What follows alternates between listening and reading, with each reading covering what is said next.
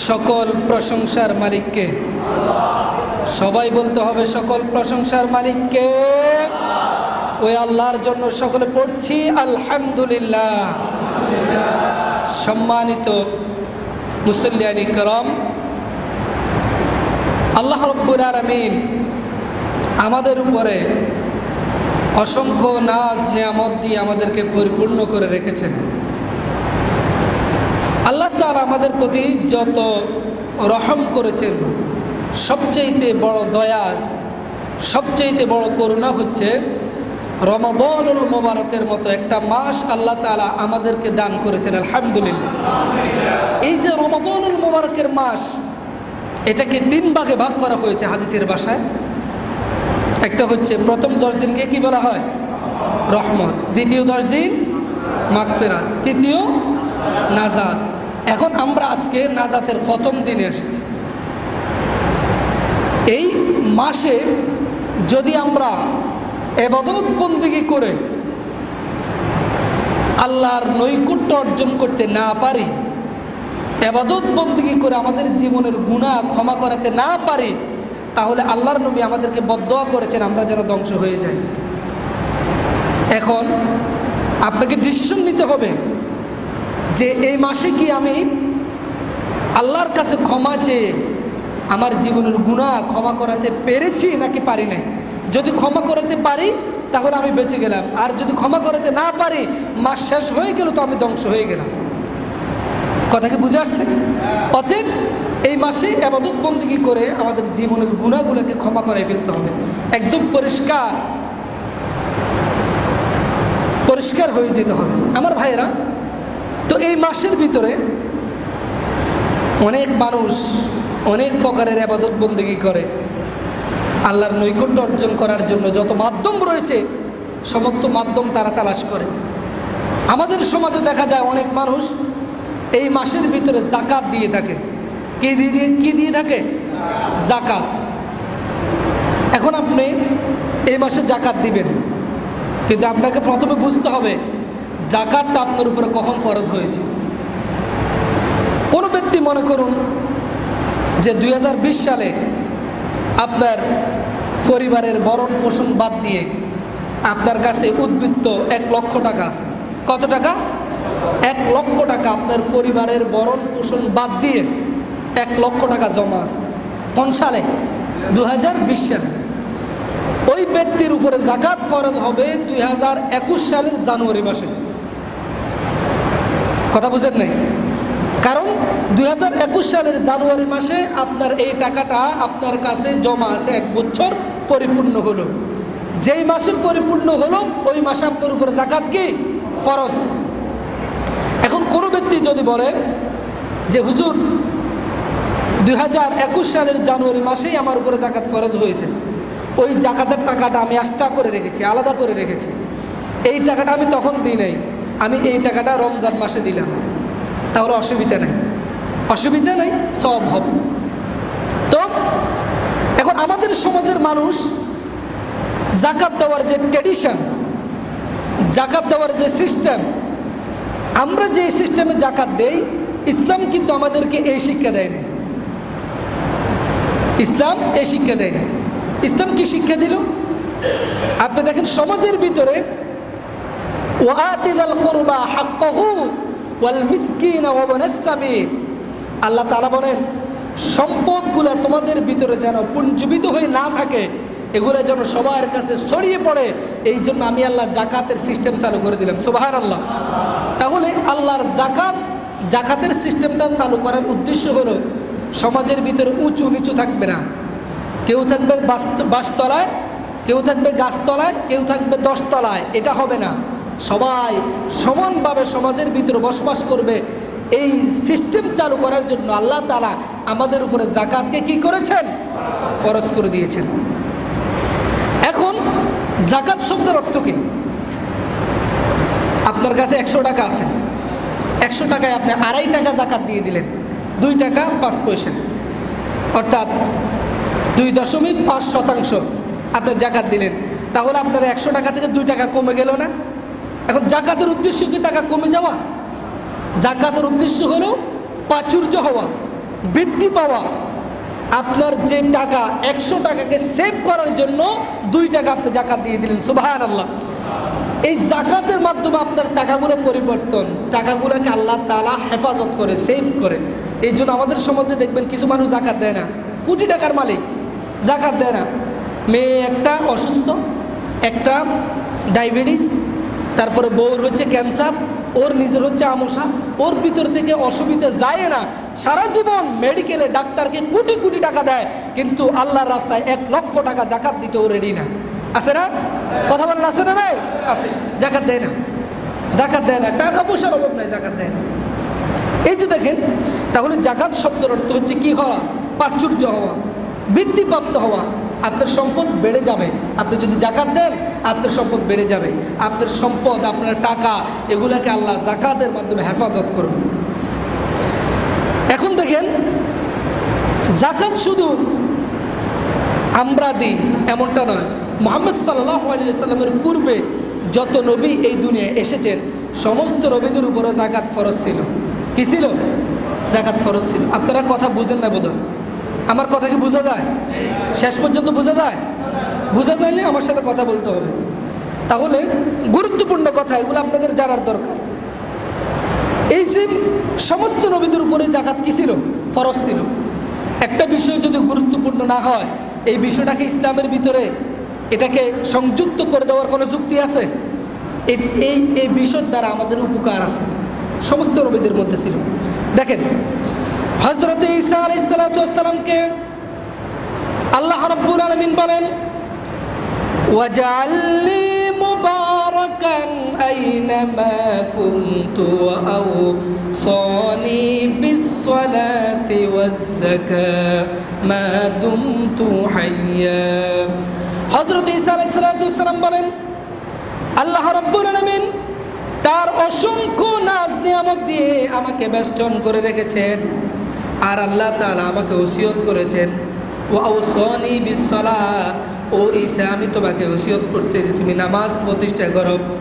2 নম্বর হচ্ছে ওয়াজ-যাকাত মা দুমতু হাইয়া, আর আমি আল্লাহ তোমাকে যে সম্পদ দিলাম, এই সম্পদ থেকে তুমি আমার রাস্তায় জাকাত দিয়ে দাও। সম্পদ যেগুলো তোমার কাছে আমি দিলাম, এই সম্পদগুলো হচ্ছে আমানত। আমাদেরকে আল্লাহ তাআলা যে সম্পদ দিলেন, এটা কি? কথা বলেন, এটা কি? আমানত। এই জন্য দেখেন, সকালবেলার বাদশারে তুই ফকির, সন্ধ্যাবেলা আল্লাহ তাআলা চাইলে আপনাকে একদিনের ভিতরে ফকির বানিয়ে দিতে পারে কি পারে না? আল্লাহ তাআলা চাইলে সম্পদ দিতে পারেন, আল্লাহ তাআলা চাইলে ক্ষমতা দিতে পারেন। আবার আল্লাহর সাথে, রবের রুবুবিয়তের সাথে যারা বেয়াদবি করে, যারা গাদ্দারি করে, আল্লাহ তাআলা মিনিটের ভিতরে জুতার মালা দিয়ে ক্ষমতার থেকে নামাইয়া দেয়। কথা বলেন ঠিক কি রে? আল্লাহ তাআলা বলেন, কুলিল্লাহুম্মা মালিকাল মুলকি তুতিল মুলকা মান তাশা ওয়া তানজিউল মুলকা মিম্মান তাশা ওয়া তুইজ্জু মান তাশা ওয়া তুযিল্লু মান তাশা বিয়াদিকাল খায়র ইন্নাকা আলা কুল্লি শাইইন কাদির। আল্লাহ রাব্বুল আলামিন বলেন, ও দুনিয়ার মানুষ, আমি আল্লাহকে ভয় করো, আমি হচ্ছি রব। তুতিল মুলকা মান তাশা, আমি আল্লাহ যাকে ইচ্ছা তাকে ক্ষমতা দেই, যাকে ইচ্ছা তাকে চেয়ারম্যান বানাই, যাকে ইচ্ছা তাকে চেয়ারম্যান বানাই, এমপি বানাই, মন্ত্রী বানাই। আমি যাকে ইচ্ছা তাকে ক্ষমতার মসনদে বসাইয়া দেই। আমি দেখতে চাই এই ক্ষমতা পাওয়ার পর আমার কোরআনের সাথে কি ব্যবহার করেন, ইসলামের সাথে কি ব্যবহার করে, ক্ষমতা পাওয়ার পর আলেম ওলামাদের সাথে কি ব্যবহার করে, আমি এটা দেখতে চাই। নাকি ক্ষমতা পাওয়ার পরে আলেম দর বস্তা বড়, হুজুর দর গাঁটি ভর, আলেম দর জেল ফুল। যারা ক্ষমতা পাওয়ার পরে চেয়ারে বসে আমার সাথে বেয়াদবি করবে, আমি আল্লাহ রব্বুল আলামিন তাকে লাথি মেরে ক্ষমতা থেকে নামাইয়া দেই। সে আল্লাহ এখন আছে না নাই? কথা বলেন, আছে না নাই? যে আল্লাহ বুশকে ক্ষমতা দিয়েছিল, ক্ষমতায় বসিয়েছিল, আবার জুতা পিটা করে ক্ষমতা থেকে নামাইয়া দিল। যে আল্লাহ ফেরাউনকে ক্ষমতা দিয়েছিল, নমরুদকে ক্ষমতা দিয়েছিল, রবের সাথে বেয়াদবি করার কারণে ওই সব শাসকদেরকে আল্লাহ তাআলা ক্ষমতার মস্তক থেকে জিল্লুতির সাথে বিদায় করে দিয়েছেন। সে আল্লাহ এখনো আছে। এখনো যারা ক্ষমতার মস্তদে আছে আল্লাহর সাথে যদি বেয়াদবি করে, আল্লাহ তাআলা চাইলে আগামী কালকের ভিতরেও ক্ষমতা থেকে নামাই দিতে পারে কি পারে না? কথা বলেন, পারে কি পারে না? সব ক্ষমতার মালিক হচ্ছে আল্লাহ। এই জন্য আল্লাহ তাআলা বলেন, আমি তোমাদেরকে বড় লোক বানাই, টাকা পয়সার মালিক বানাই। খবরদার, এই টাকা পয়সা পাওয়ার পর এগুলাকে পুঞ্জীবিত করে রেখে দিও না, আমার রাস্তায় কিছু কিছু টাকা ব্যয় করিও। কি করার দরকার? ব্যয় করার দরকার আছে না নাই? আছে। এই জন্য যারা মুমিন তারা জানে তাদের জান, তাদের মাল, তাদের সম্পদ এগুলো তাদের নয়, এগুলো কার? কথা বলতে হবে, এগুলো কার? আল্লাহ তাআলা বলেন, ইন্নাল্লাহ হাশতারা মিনাল মুমিনিনা আনফুসাহুম ওয়া আমওয়ালাহুম বিআন্না লাহুমুল জান্নাহ। আল্লাহ তাআলা বলেন, ইন্নাল্লাহ, নিশ্চয় আমি আল্লাহ, হাশতারা, কিনে নিয়েছি। কি করেছে? কিনে নিয়েছি, ক্রয় করেছি, তোমাদের থেকে কিনে নিয়েছি। মিনাল মুমিনিন, তোমরা যারা নিজেদেরকে মুমিন দাবি করো। এই মসজিদে যত মানুষ আমরা এসেছি, আল্লাহ তাআলা আমাদেরকে উদ্দেশ্য করে বলেন, হাশতারা মিনাল মুমিনিন, ও মুমিনেরা, আমি তোমাদের থেকে ক্রয় করেছি, কিনে নিয়েছি। আমরা আল্লাহকে বললাম, আল্লাহ কি কিনছেন? আমাদের জায়গা কিনছেন নাকি?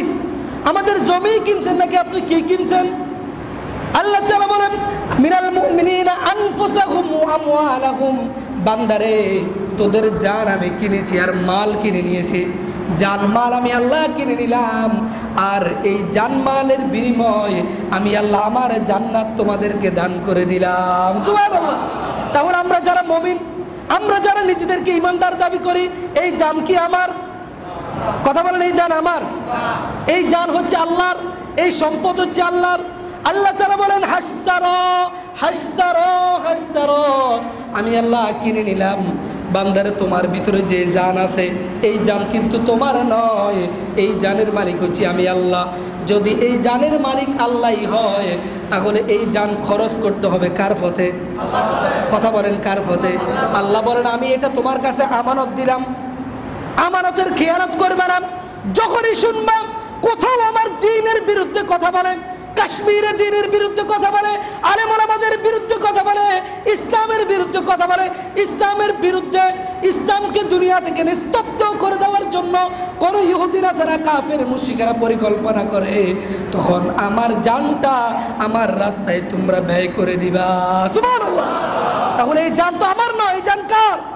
সবাই বলেন, জান কার? জান হচ্ছে আল্লাহর। আল্লাহর রাস্তায় ব্যয় করে দিতে হবে, কোনো প্রকারের কার্পণ্যতা করা যাবে না। এই জান আমার, এই জান আমার নয়, এই জান যেহেতু আল্লাহর, এই জান ডায়াবেটিসে মারা যাবে না। কথা বলেন, এই জান ক্যান্সারে মারা ঠিক হবে না, এই জান রোগ ব্যাধিতে মারা ঠিক হবে না। এই জান সেখানেই খরচ করতে হবে যেখানে আল্লাহ রাজি। কথা কন না কেন? এই জন্য ওই নেতার পিছনে লাফ দিয়ে মিছিল করা যাবে না।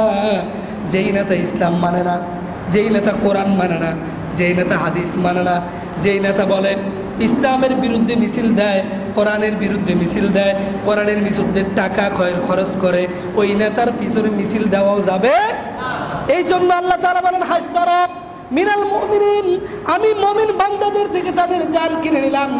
আনফুসাহুম ওয়া আমওয়ালাহুম বিআন্না লাহুমুল জান্নাহ। আমরা আল্লাহকে বললাম, আল্লাহ আপনার কাছে আমরা জান দিলাম, আমাদের মালও দিলাম, বিনিময় কি পেলাম? বিনিময় কি পেলাম? আমরা যখন বাজারে যাই, বাজার থেকে যখন কিছু খরিদ করি, এই যে বিক্রেতা, ওকে টাকা দিতে হয় কি হয় না? নাকি সব গাড়ি ভরে নিয়ে আসেন? এখন আল্লাহ তাআলা আমাদের থেকে জানমাল কিনছে, বিনিময় কি দিল? জান্নাত। কথা বলেন না কেন? বিনিময় কি দিল? জান্নাত। এখন আমরা কি জান্নাতে যেতে চাই? জান্নাতে যেতে চাই। এখন সবাই জান্নাতে যেতে চায়, কিন্তু কেউ মরতে চায় না। কথা বুঝেন নাই? এখন যদি বলি কে কে জান্নাতে যেতে চান, সবাই জান্নাতে যেতে চান। কিন্তু যদি বলে আল্লাহর পথে, দ্বীনের পথে জীবন দেওয়ার জন্য কে কে রাজি? কেউ রাজি নেই, সব ঠান্ডা হয়ে যাবে। কিন্তু এখন আপনি মরা ছাড়া কি জান্নাতে যাওয়া যাবে? কথা বলেন না কেন? মরা ছাড়া জান্নাতে যাওয়া যাবে? আপনি যখন রাস্তা দিয়ে হাঁটেন, পিছন থেকে একটি গাড়ি হরেন দিল, লাফ দিয়ে রাস্তার এক পাশে দৌড় দিলেন, আসলে আপনি লাভ দিয়ে দৌড় দেন নাই, আপনি মৃত্যু থেকে পলায়ন করছেন। কথা কন ঠিক কিনা? আপনি লাভ দিয়েছেন মৃত্যু থেকে বাঁচার জন্য। যদি গাড়ি যদি আমার উপর উঠে যায় তাহলে আমি মারা যাব। এইভাবে মানুষ প্রতিদিন বাঁচার জন্য কি না করে, শুধু বাঁচতে চায়, শুধু বাঁচতে চায়, কেউ মরতে চায় না। কোরআনের এই আয়াত যখন নাজিল হয়ে গেল, কোন আয়াত? কোরআনের আয়াত নাজিল হলো হাসতারা মিনাল মুমিনিন আনফুসাহুম ওয়া আমওয়ালাহুম বিআন্না লাহুমুল জান্নাহ। হে রাসূল, আপনি আপনার উম্মতদেরকে বলে দেন, আমি তাদের জানমাল কিনে নিয়েছি, বিনিময়ে জান্নাত দিলাম। আল্লাহর নবী যখন এই আয়াত সাহাবীদের সামনে বর্ণনা করলো, সাহাবায়ে কেরাম কাঁদতে কাঁদতে অস্থির হয়ে গেলেন। ইয়া রাসূলুল্লাহ, আপনি আমাদেরকে বলেন কোন বাজারে আল্লাহর কাছে জানটা দিয়ে আসবো, কোন বাজারে শহীদ হব, আপনি একটু বলেন না আমাদেরকে। কখন যুদ্ধ হবে, জিহাদের ময়দান কখন বসবে, আমরা আমাদের জানমানটা আল্লাহর কাছে ব্যয় করে দিতে চাই। এক মহিলা তো দৌড়ে এসে বলে, ইয়া রাসূলুল্লাহ, গত জিহাদের ময়দানে আমার স্বামী শহীদ হয়ে গেছে, তার আগের যুদ্ধে কলিজার টুকরা 2টা সন্তান শহীদ হয়ে গেছে। ইয়া রাসূলুল্লাহ, জিহাদের ময়দানে দেওয়ার মতো কোনো সম্পদ আমার কাছে আর নাই।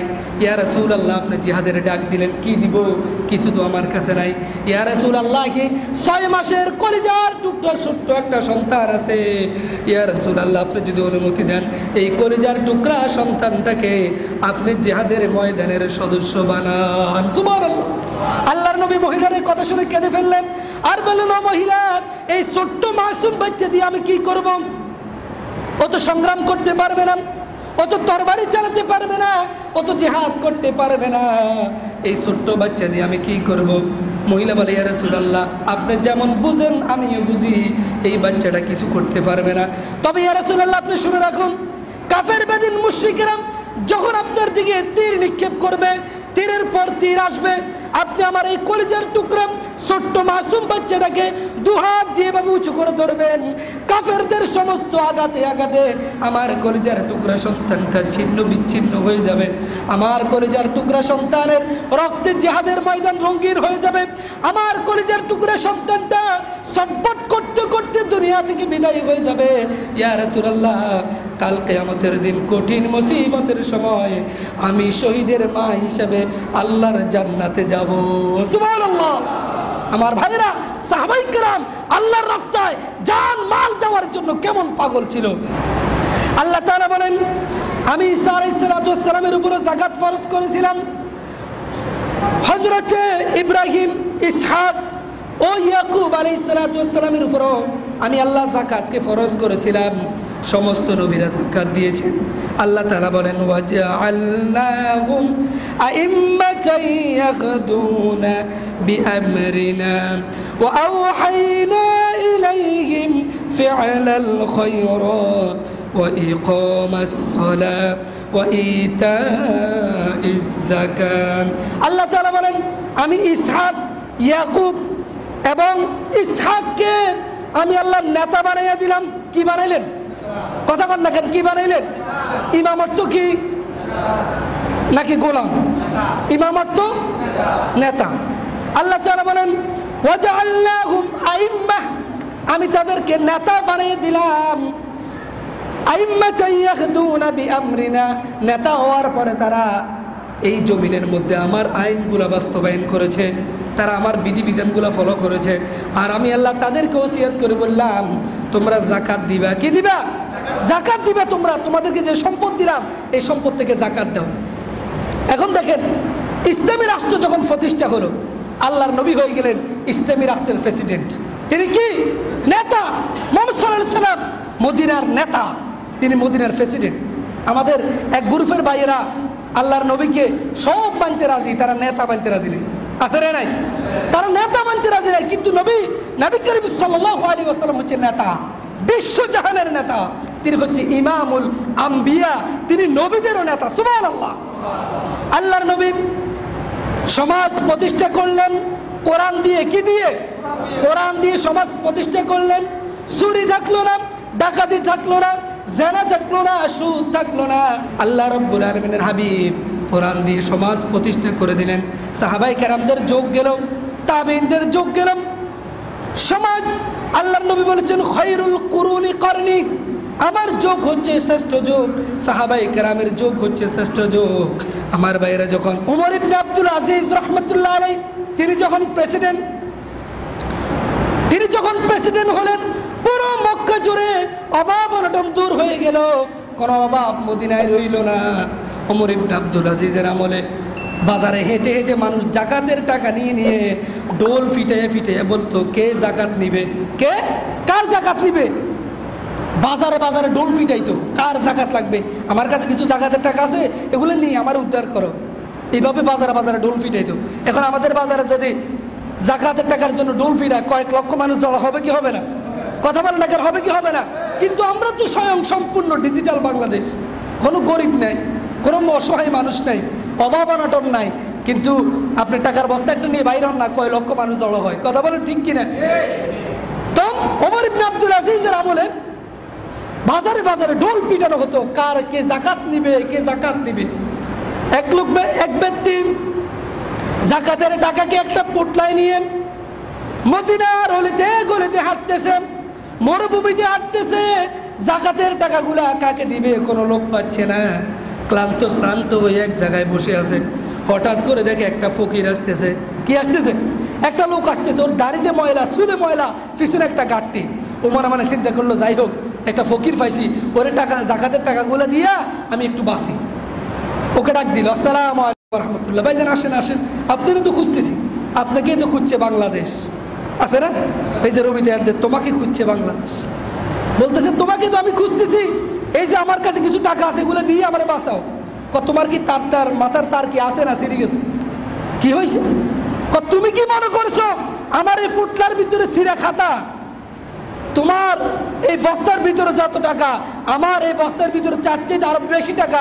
তুমি আজকে ঘুরতেছো 3 দিন, আমি আজকে ঘুরতেছি 7 দিন, এই জাকাতের টাকাগুলো নিয়ে ঘুরতেছি, একটা মানুষ পাচ্ছি না জাকাতের টাকাগুলো দিতে। সুবহানাল্লাহ। ইসলাম, কোরআন কি সমাজ প্রতিষ্ঠা করলো?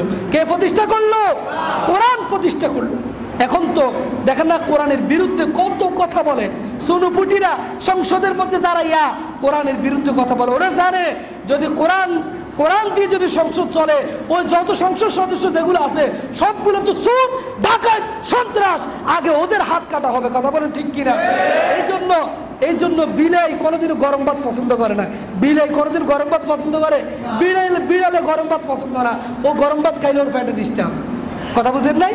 এই জন্য আমাদের সংসদের ভিতরে যেগুলো আছে এগুলো হচ্ছে, এগুলোর কোরআন ওদের ফ্যাটের ভিতরে বদহজম হবে। কারণ ওরা দিনের বেলায় ইস্তারি করা জামা গায়ে দিয়ে দিয়ে রাস্তাঘাটে হাঁটে, রাত্রের বেলায় নাইট ক্লাবের ভিতরে দর্শনের আক্রা বানিয়ে দেয়। কথা বলেন ঠিক কিনা? ওদের দিনের চরিত্র একরকম, রাতের চরিত্র আর এক রকম। এই জন্য ওদের কোরআন পছন্দ না, কোরআন ভালো লাগে না, সব ভালো লাগে, শুধু কি ভালো লাগে না? কথা বলেন, কি ভালো লাগে না? সব ভালো লাগে, শুধু কোরআন ভালো লাগে না। কোরআনের বিরুদ্ধে যত জ্বালা, কোরআনের বিরুদ্ধে যত জ্বালা। আমার ভাইয়েরা, তো বুঝেন, মুহাম্মদ সাল্লাল্লাহু আলাইহি সাল্লাম কোরআন দিয়ে যখন সমাজ প্রতিষ্ঠা করলেন, দারিদ্র থাকলো না।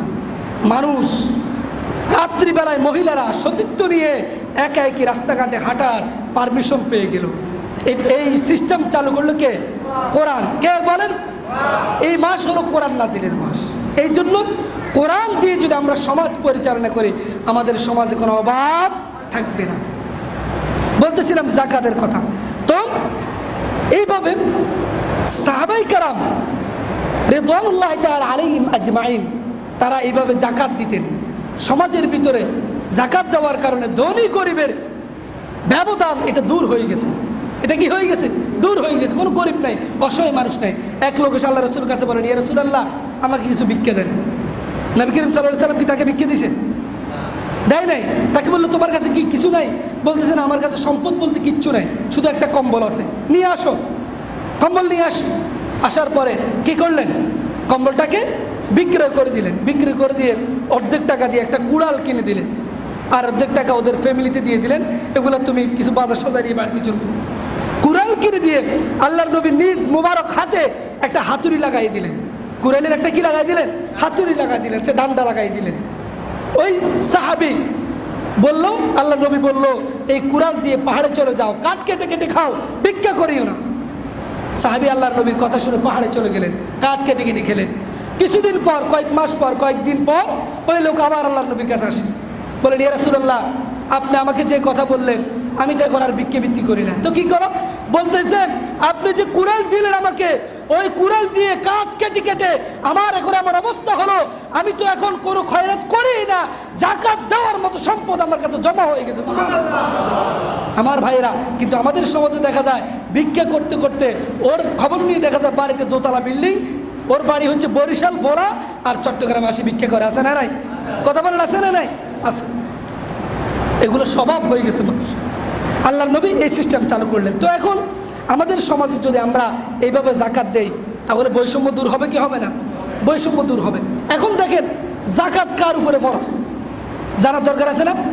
যাকাত কার উপরে ফরজ? প্রথম নম্বর হচ্ছে যাকাত দেওয়ার জন্য প্রথম নম্বর হচ্ছে স্বাধীন ব্যক্তি হওয়া। কোনো পরাধীন ব্যক্তির উপরে যাকাত ফরজ নয়। 2 নম্বর হচ্ছে মুসলমান হওয়া। কোনো হিন্দু বৌদ্ধর উপরে কি যাকাত ফরজ?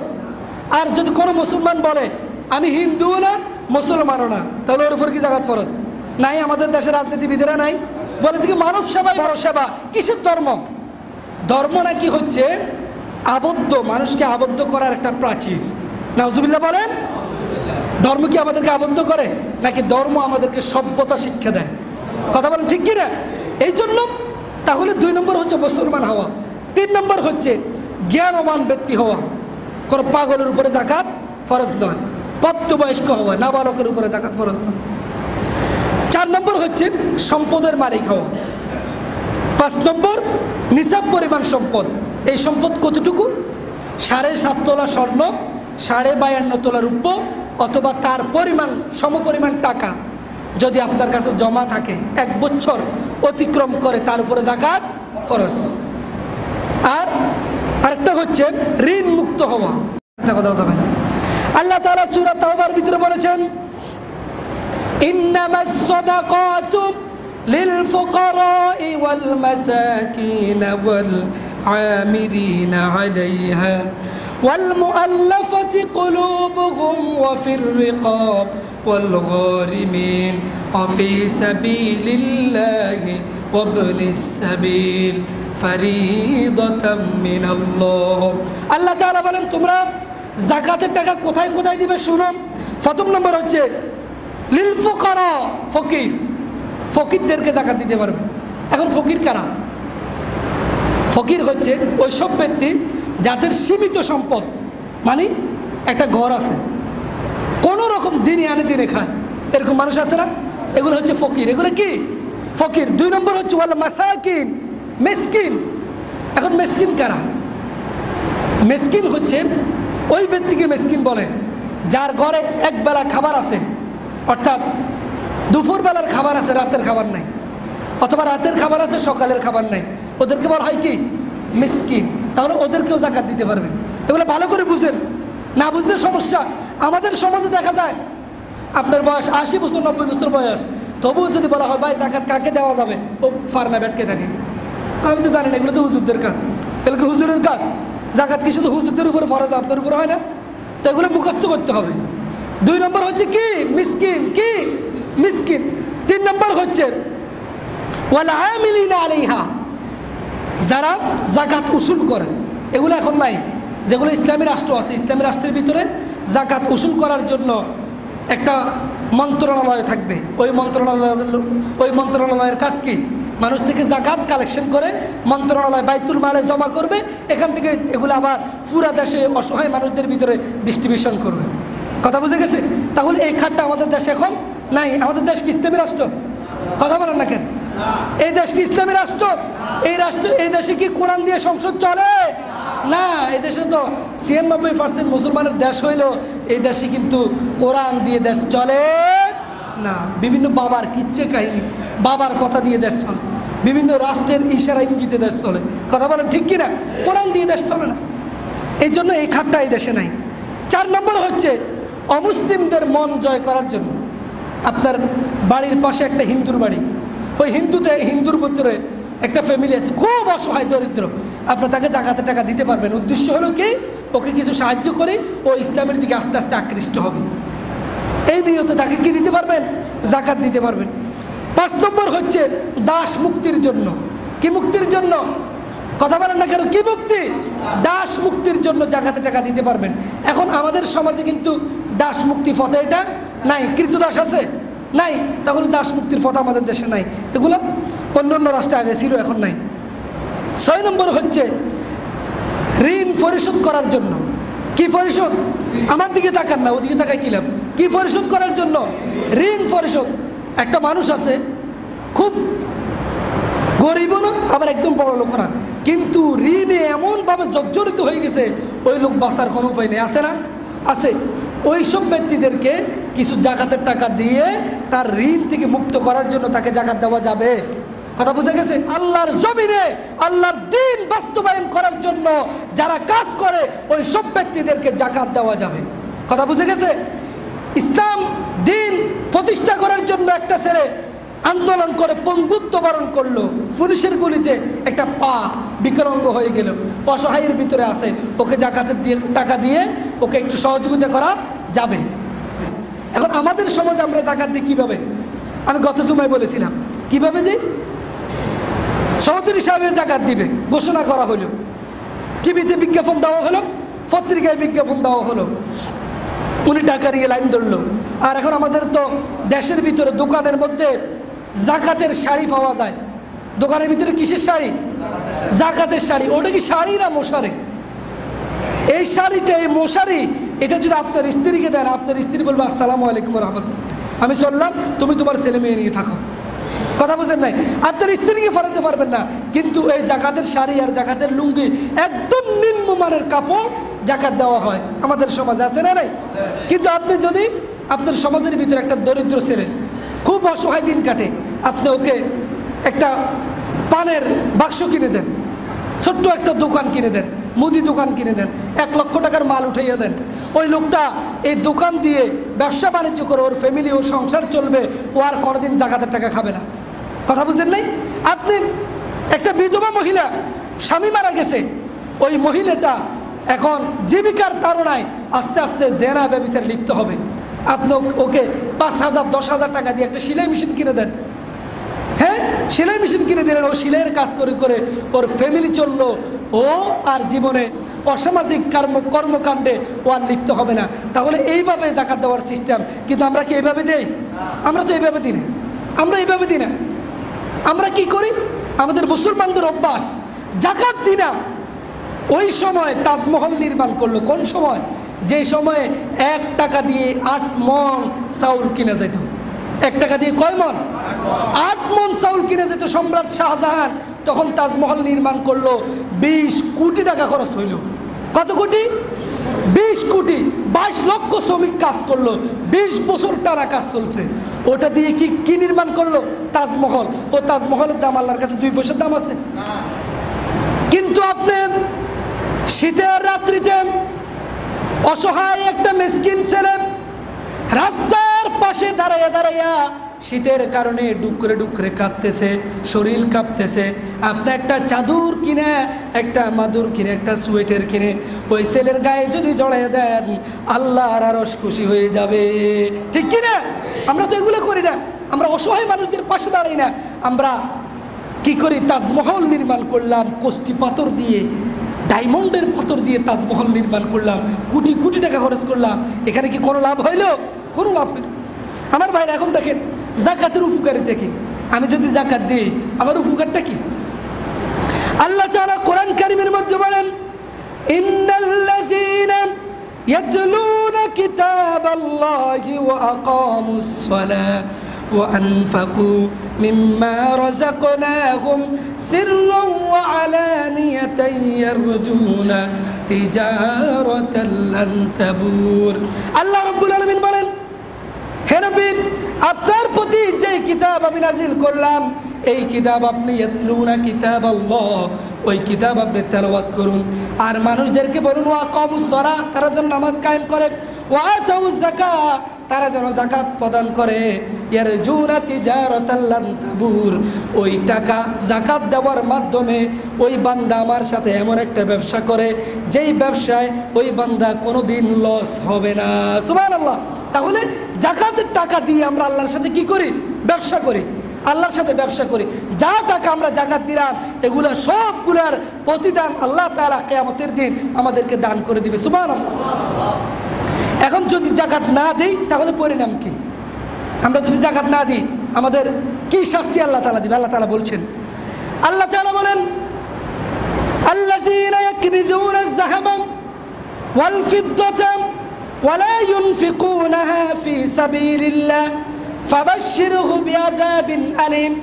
আল্লাহ রাব্বুল আলামিন বলেন, যে সব মানুষেরা তাদের সম্পদকে পুঞ্জীবিত করে রাখে, টাকা পয়সাকে জমা করে রাখে, আল্লাহর রাস্তায় খরচ করে না, আল্লাহ রাব্বুল আলামিন বলেন, হে নবী আপনি তাদেরকে বলে দিন, ফাবাশশিরহুম বিআযাবিন আলীম, তাদের জন্য কঠিন যন্ত্রণাদায়ক শাস্তির সুসংবাদ রয়েছে। কিসের শাস্তি? যন্ত্রণাদায়ক কঠিন শাস্তির সুসংবাদ তাদেরকে দিয়ে দেন। তাহলে জাকাতের টাকা সম্পদকে যদি আমরা জমা করে রাখি আমাদের জন্য মৃত্যুর পর কঠিন শাস্তি অপেক্ষা করতেছে। কেমন শাস্তি? আল্লাহ তাআলা বলেন, ইয়াউমা ইউহমা আলাইহা ফি নারি জাহান্নাম ফাতুকওয়া বিহা জিবাহুহুম ওয়া জুনুবুহুম ওয়া যুহুরুহুম হাযা মা কানাজতুম লিআনফুসিকুম ফাযুকু মা কুনতুম তাকনিজুন।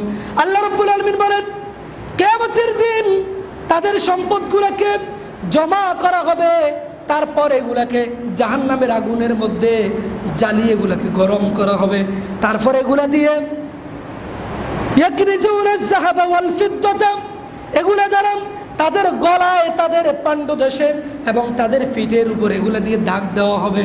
আর এগুলাকে ওয়ালা তাজাসসু ওয়ালা ইয়াগতাব বা'দুকুম বা'দা, এই সম্পদগুলোকে একটা মালা বানাইয়া তাদের গলায় জাহান্নামের শিকল পরিয়ে দেওয়া হবে। আমার ভাইরা, অতএব যাকাতের টাকা, আল্লাহর এই টাকাগুলো, এই সম্পদগুলোকে আপনি যদি জমা করে রাখেন কিয়ামতের দিন এগুলো আপনার শাস্তির কারণ হবে। তাহলে কি এগুলোকে জমা করে রাখার দরকার নাকি এগুলো ব্যয় করার দরকার? কথা বলেন, এগুলো ব্যয় করার দরকার আছে না নাই? আছে। এখন আমরা আল্লাহকে বললাম, আল্লাহ কোন পথে ব্যয় করব? আল্লাহ তাআলা বলেন, ইয়াসআলুনাকা মাযা ইউনফিকুন কুল মা আনফাকতুম মিন খায়রিন ফালিল ওয়ালিদাইনি ওয়াল আকরাবিন। আল্লাহ রাব্বুল আলামিন বলেন, হে নবী লোকেরা আপনাকে প্রশ্ন করে কোন পথে ব্যয় করব। ইয়াসআলুনাকা মাযা ইউনফিকুন, কোন পথে আমরা ব্যয় করব? আল্লাহ তাআলা বলেন, কুল মা আনফাকতুম মিন খায়রিন ফালিল ওয়ালিদাইন, তোমার মা বাবার জন্য ব্যয় করো। আমরা তো টাকা পয়সা ব্যয় করি বিবির জন্য, আমরা টাকা পয়সা ব্যয় করি সন্তানের জন্য, মায়ের জন্য ব্যয় করি না। মা আজকে অনেক দিন অসুস্থতার মধ্যে পড়ে আছে, একটা ভালো ডাক্তার মাকে দেখাই না। কথা বলেন ঠিক কিনা? সমাজের মধ্যে আছে না নাই? আছে। মাকে দেখে না, বউ নিয়ে থাকে, মাকে আলাদা করে দেয়। এমন কপাল পড়া সমাজের মধ্যে রয়েছে যারা বউ নিয়ে এক্সট্রা থাকে, মাকে আলাদা করে দেয়। আছে না নাই? অথচ তোমার এই মা যখন তোমার অসুখ হলো, গ্রামগঞ্জে কোনো ডাক্তার ছিল না, তোমার মা রাত্রিবেলা তোমাকে ফাঁসি নিয়ে সারা রাত ঘুমায় নাই, সারা রাত তোমার পাশে বসে বসে কেঁদেছে আর সূরা ইয়াসিন তেলাওয়াত করে করে আল্লাহর দরবারে হাত উঠিয়ে বলেছে, আল্লাহ তাআলা আমার জীবনের বিনিময়, আমার জীবনের বিনিময় আমার বাসাকে তুমি বাঁচাইয়া দাও। এইভাবে যেই মা দোয়া করলো, রাতভর কান্নাকাটি করলাম, সন্তান যখন বড় হলো, বিবাহ শাদী করলো, স্ত্রীর মায়া মোহাব্বতে পড়ে গেল, তখন সে বলে, বড় হয়ে বলে, মানে আপনি জানেন না আজকে রাত্রে যারা গোসল করি গা মুছবে না, দাঁড়িয়ে থাকবে, শরীর থেকে যত ফোঁটা পানি ঝরবে অত গুনাহ মাফ হয়ে যাবে। হায়রি আল্লাহর এত বড় নেকির খবর আমি জানি না, এত বড় বড় আল্লাহর আমার এলাকায়, এটা কি বলে? এগুলো সব কুসংস্কার। এগুলো কি কুসংস্কার? শীতের দিনে গোসল করে গায়ের পানি মুছলে দাঁড়াই থাকে, কাঁপতেছে আর দাঁড়াই আছে, পানি ঝরতেছে, ওর গুনাহ মাফ হচ্ছে। আর গুনাহ মাফ করার আর জিনিস পায় না। তারপরে আছে কি? হালুয়া রুটি পাকায়। আছে না নাই? মহিলারা হালুয়া রুটি ফাঁকাতে ফাঁকাতে ওর সারাদিন চলে যায়, আর রাত্রিবেলা সারাদিন পরিশ্রমের কারণে সারা রাত নাক ডাক ডেকে ঘুমায়। কথা বলেন ঠিক কি না? এই জন্য মহিলা মামুনদেরকে কষ্ট দিবেন না, ওদেরকে দিনে রেস্ট থাকতে দিবেন, রাত জেগে যেন তারা ইবাদত বন্দেগী করতে পারে, তাদেরকে সুযোগ করে দিবেন। পারবেন ইনশাআল্লাহ? আবার আমাদেরকে মানুষ বলে, হুজুর কদর রাত্রিতে নামাজের নিয়তটা একটু বলে দেন তো। আচ্ছা, নামাজের কদর রাত্রিতে নামাজের কি একটা কোনো নিয়ত আছে? হ্যাঁ, আপনি যত ইচ্ছা সারা রাত কিছুক্ষণ নামাজ পড়বেন, কিছুক্ষণ তাসবিহ তাহলিল পড়বেন, কিছুক্ষণ কোরআন তেলাওয়াত করবেন, কিছুক্ষণ মুনাজাত ধরে আল্লাহর কাছে কান্নাকাটি করবেন, এইভাবেই তো রাত অতিক্রম করবেন। কথা বলেন ঠিক কিনা? তো নির্দিষ্ট কোনো 8 রাকাত 12 রাকাত 14 রাকাত এগুলো এরকম কোনো নামাজ, কদর রাত্রিতে এরকম কোনো নামাজ নাই। তবে সর্বোত্তম ইবাদত হচ্ছে কদর রাত্রিতে কোরআন নাজিল হয়েছে, এই রাত্রিতে কোরআন দেখে দেখে পড়া, কোরআনের আয়াত বুঝে বুঝে পড়া, আর অন্তর অন্তর শপথ করা, আল্লাহ যতদিন এই জমিনে থাকবো কোরআনের বিরুদ্ধে, ইসলামের বিরুদ্ধে একটা কথাও আর বলবো না। কথা বলেন ঠিক কিনা?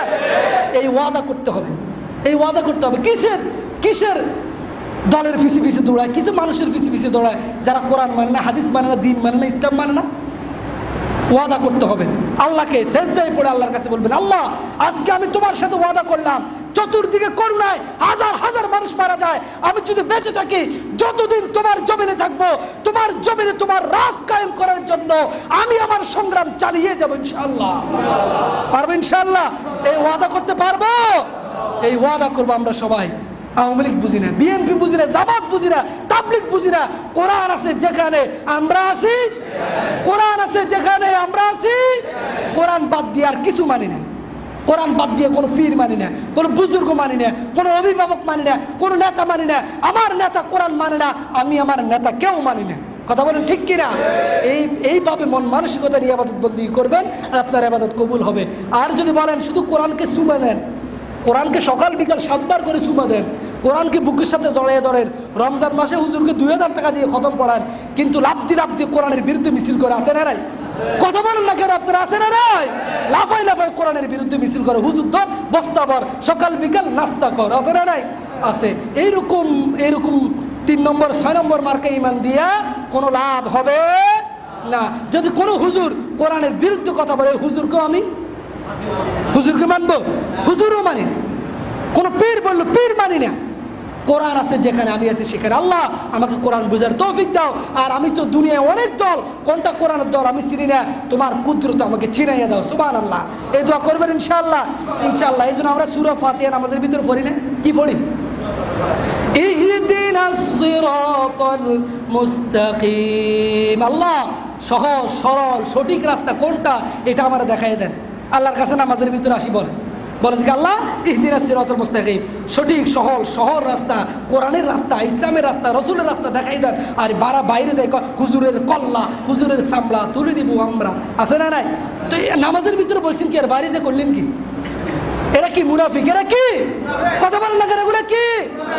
কথা এক কাজে আর এক তার নাম।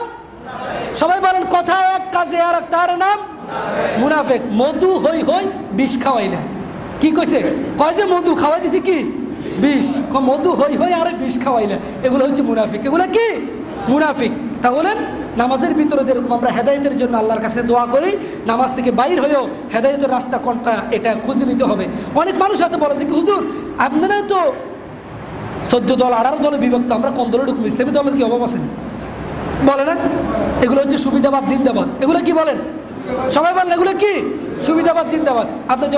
আপনি যখন অসুস্থ হন, বাজারে যান ওষুধ কেনার জন্য, তো যাই দেখেন এখানে ফার্মেসির অভাব নাই, আপনি জিদ করে বাড়ি চলে আসেন নাকি এক দোকান থেকে ওষুধ কিনেন? কথা বলেন না কেন? আপনি জিদ করে এই বাজারে এত ফার্মেসি, ওষুধ কিনতে যা ওষুধ কিনবো না, এগুলো বলে চলে আসেন নাকি এক দোকান থেকে ওষুধ কিনেন? তো দল হাজার হাজার থাকুক, আপনার সমস্যা নাই। তো আপনি দেখতে হবে বাতিল কোন দলের উপর আঘাত বেশি করে, কোন দল বেশি পরীক্ষিত, ওই দলের ভিতরে আপনাকে সামিল হয়ে যেতে হবে। কথা বলেন ঠিক কিনা? একটা গাছের ভিতরে যখন আম পাকে, একটা গাছ পুরা গাছে আম ধরেছে, এই গাছের ভিতরে আপনি একটা লাঠি নিয়ে আম পাড়তে গেছেন, আম কোনটা পারবেন? যেটা ফাঁকছে ওইটাই তো নাকি? কথা বলেন না কেন? আপনারা কি আমার কথা বুঝেন না? ওই গাছে অনেক আম ধরেছে, এখন আপনি লাঠি নিয়ে গেছেন, যাই বল দূর এত আম আমি পারতেন না, এরকম নাকি? না, এইভাবে আপনি ইসলাম পক্ষে, ইসলাম মানেন, কোরআন মানেন, হাদিস মানেন, আপনি ইসলামী দল চিনেন না, বাতিলেরা ঠিকই চিনে। যেই দল ইসলামের পক্ষে আছে ওই দলের ভিতরে ওরা গুতাগুতি বেশি করে, আছে না নাই? কথা বলেন না, আছে না নাই? যেই দলের ভিতরে বেশি গুতা মারে ওই দল হচ্ছে ইসলামের দল, ওই দল আল্লাহর দল। ওই দলের ভিতরে আমাদেরকে সামিল হয়ে যেতে হবে। এটা হচ্ছে কোরআন নাজিলের মাসে কোরআন আমাদেরকে এই শিক্ষা দেয়। কোরআন আমাদেরকে কি শিক্ষা দেয়? কোরআনের দলে থাকা, কোরআনের পক্ষে থাকা, কোরআনের রাজ কায়েম করা, কোরআনের পক্ষে চলার জন্য সার্বক্ষণিক চেষ্টা প্রচেষ্টা চালার জন্য কোরআন আমাদেরকে শিক্ষা দেয়। আল্লাহ তাআলা কোরআন অনুযায়ী জীবন অতিবাহিত করার তৌফিক দান করুক। ওয়াজ বেশি করতে করতে দেখেন আবার লাইলাতুল কদর ভুলে যাইন না। লাইলাতুল কদর মনে আছে? বেশ কম রজনী। আর কয়টা আছে? কথা বলেন, আর কয়টা? 4টা রাত্রি আছে। খবরদার খবরদার, একটা মানুষও মিস করবেন না। ওই রাত্রিতে ইবাদত বন্দেগী করবেন। এই 4টা রাত্রি ইবাদত বন্দেগী করব, 1000 বছর ইবাদতের সওয়াব কামাই করে ফেলবো। আলহামদুলিল্লাহ, আল্লাহ তাআলা যেন তৌফিক দান করে। আর আল্লাহ তাআলা যেন আমাদের সবাইকে মাফ করে দেয়। রমাদানুল মুবারকের মাস পেয়েও যদি আমরা আমাদের গুনাহ ক্ষমা করতে না পারি, আল্লাহ নবী বলছে আমরা যেন ধ্বংস হয়ে যাই। আমরা কি ধ্বংস হয়ে যেতে চাই? যদি ধ্বংস না হই, বেশি বেশি ইবাদত বন্দেগী করুন, কান্নাকাটি করুন। এই করোনা ভাইরাসের মহামারী, আল্লাহ তাআলা যেন এই মহামারী থেকে জাতিকে আল্লাহ তাআলা মুক্ত করে দেয়। এই জন্য সবাই দোয়া করবেন। ওয়া আখির দাওয়ানা আলহামদুলিল্লাহি রাব্বিল আলামিন। আসসালামু আলাইকুম ওয়া রাহমাতুল্লাহ।